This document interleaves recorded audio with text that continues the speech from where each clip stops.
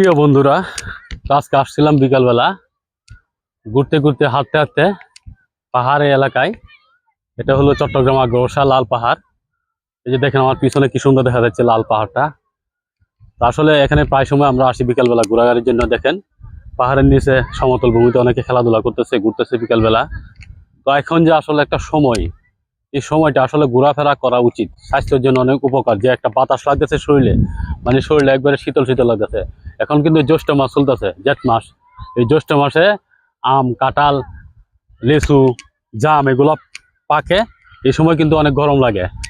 ঠিক আছে, এই গরমের ব্যবসা ব্যবসা গরমে আসলে বাসায় বসে না থেকে আপনারা বিকালবেলা ঘুরবেন।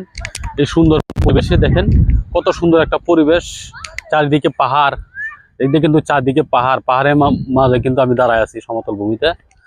তো এই টাইমে আসলে ঘুরবেন, ঘুরলে আসলে মনটা শরীরটা আসলে চাঙ্গা হয়ে যায়।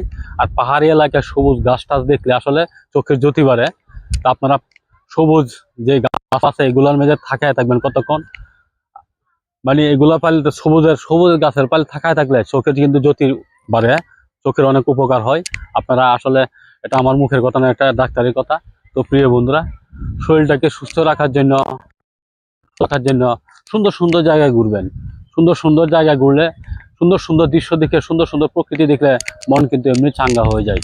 তো প্রিয় বন্ধুরা, তো ভালো থাকবেন, সুস্থ থাকবেন। সবাই আমার মতন এক এক দিন এক এক জায়গায় যাবেন।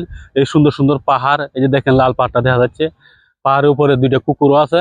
তো প্রিয় বন্ধুরা, এসব সুন্দর জায়গা দেখবেন, ভিডিওর মাধ্যমে মানুষকে দেখাবেন। তো মানুষ আপনার ভিডিও দেখবে, অনেক কিছু শিখতে পারবে, অনেক সুন্দর সুন্দর জায়গা সম্পর্কে জানতে পারবে।